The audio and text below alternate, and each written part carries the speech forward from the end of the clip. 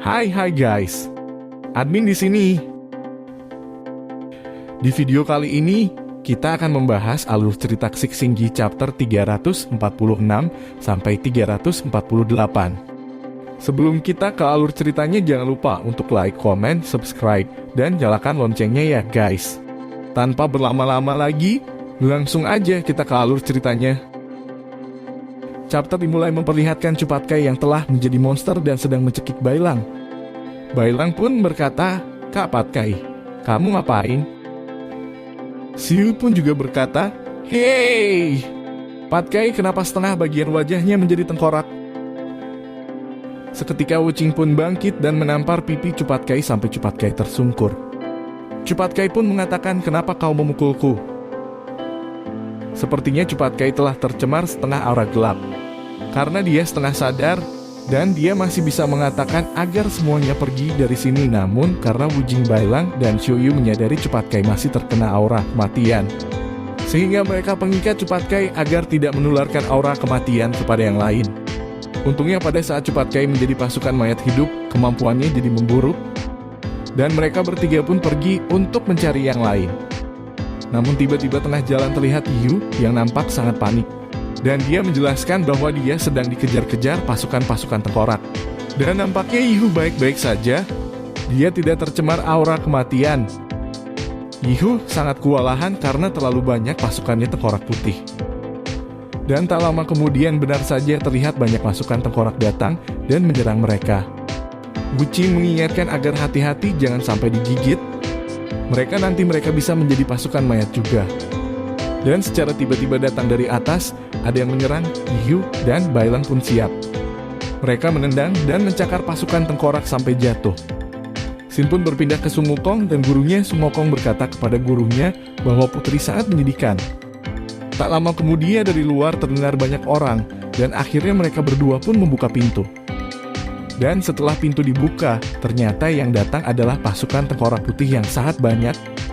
Melihat pasukan yang sangat ramai, Tang Sansan pun bertanya, "Kalian berencana untuk terus berdiri di sini?" Ternyata mereka meminta agar Sun Wukong dan gurunya menemui kaisar. Mendengar itu, Tang Sansan pun berkata bahwa dia tidak pernah mendengar kalau ada kaisar di negara tengkorak, lalu berkata lagi, "Apa ada yang bisa kubantu?" Lalu prajurit pun menjawab bahwa kaisar mereka menginginkan kitab ajaib. Di sisi lain, Bailang dan kawan-kawan yang tengah menghajar para pasukan tengkorak tiba-tiba berhenti karena kedatangan putri tengkorak putih. Seketika berkatalah putri tengkorak putih kepada Yi, Wuqing, Bailang, dan Xiuyu untuk menyerah. Seketika itu juga putri siluman tengkorak putih mengeluarkan aura kematian yang sangat dahsyat. Dan tiba-tiba dari tangannya mengeluarkan ribuan tulang yang berubah menjadi tangan dan mencekik Bailang. Terlihat Bailang yang mencoba untuk membakar tulang itu dengan menggunakan jiwa naga api pun tidak berguna. Wuqing pun yang langsung mencoba untuk menyerang putri tengkorak putih berkata bahwa dia sangat kecewa karena gurunya sudah mempercayai dia. Akan tetapi dia malah mengkhianatinya. Putri siluman tengkorak putih pun hanya meminta maaf dan berkata untuk jangan terlalu serius di dunia monster. Wuqing pun tanpa segar lagi menghunuskan pedang ke arah putri siluman tengkorak putih. Dan secara mengejutkan, serangan Wuqing ditangkis oleh kesatria tengkorak yang secara tiba-tiba datang. Wuqing pun terhempas oleh pedang kesatria siluman tengkorak putih yang membuatnya tersungkur ke belakang. Kaget karena pedang itu sangat cepat, Wuqing mencoba mengeluarkan jurusnya, tapi tidak bisa karena dirinya sudah tersegel oleh pedang tersebut. Ternyata pedang dari kesatria siluman tengkorak putih dapat mengunci kemampuan jurus lawannya. Melihat keadaan yang makin terdesak, Xiuyu pun berpikir kalau masih ada Patkai dan Yu yang dapat melawan kesatria tengkorak putih. Dan secara tiba-tiba, dari belakang Yu terlihat telah berubah menjadi pasukan mayat hidup dan Cupatkai pun juga sama. Mereka berdua telah menjadi pasukan mayat hidup. Seketika kesatria tengkorak tersebut tiba-tiba memegang Xiaoyu dan ingin membawanya ikut untuk bertemu kaisar. Namun dari belakang kesatria tengkorak tersebut muncul tulang yang sangat banyak berbentuk tangan dan langsung menyerang kesatria tengkorak itu, yang membuat tubuh dari kesatria tengkorak terpotong menjadi dua. Kejadian itu membuat Bailang, Wuqing, dan Xiaoyu heran. Sang kesatria tengkorak putih pun juga bertanya kenapa putri tengkorak putih melakukan itu semua. Putri siluman tengkorak putih pun menjawab, "Maaf, aku juga terpaksa. Lalu menyuruh para pasukan mayat untuk bubar dan menyembuhkan Patkai dan Yuda dipengaruhi aura kematian. Setelah itu, sang putri pun menjelaskan bahwa yang pemimpin dari negeri ini adalah ayah dari putri. Dan setiap tindakan dari putri tengkorak putih pun akan tetap diawasi oleh ayahnya. Dan setelah menjelaskan masalahnya, Tuan Putri pun menuntun mereka untuk menemui guru Agung Tang Sansan selagi ayahnya belum datang.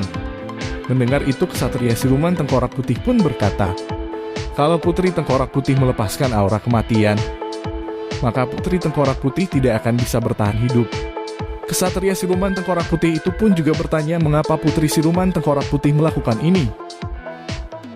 Apakah karena cinta? Putri siluman tengkorak putih pun menjawab kalau cinta itu berlebihan. Aku hanya ingin melakukan sesuatu agar diriku terasa hidup, tidak hanya menjadi tengkorak yang tidak berarti. Mendengar itu, kesatria siluman tengkorak putih pun berkata kalau putri siluman tengkorak putih memang pantas merasakan cinta. Tuan Putri yang mendengar itu pun berterima kasih kepada kesatria siluman tengkorak putih karena dia selalu melindunginya. Dan juga putri siluman tengkorak putih juga mengingatkan bahwa dia dan kesatria hanyalah menjadi boneka saja. Setelah ayahnya berhasil mendapatkan kitab ajaib, mereka akan mati semua. Setelah itu, Tuan Putri pun langsung dengan cepat mengajak mereka untuk mengikutinya. Namun tak lama kemudian, tiba-tiba dari bawah muncullah sesosok tengkorak besar dan membuat Bailang dan yang lainnya kaget. Dan apakah yang akan terjadi selanjutnya? Penasaran? Makanya ikuti terus channel ini untuk tahu kelanjutan ceritanya. Bila kalian suka silahkan like, komen, dan subscribe. Dan jangan lupa untuk aktifkan loncengnya, agar kalian mendapatkan notifikasi dari cerita selanjutnya. Makasih banyak udah nonton alur cerita kali ini. Dan sampai jumpa di alur cerita berikutnya ya guys. See you!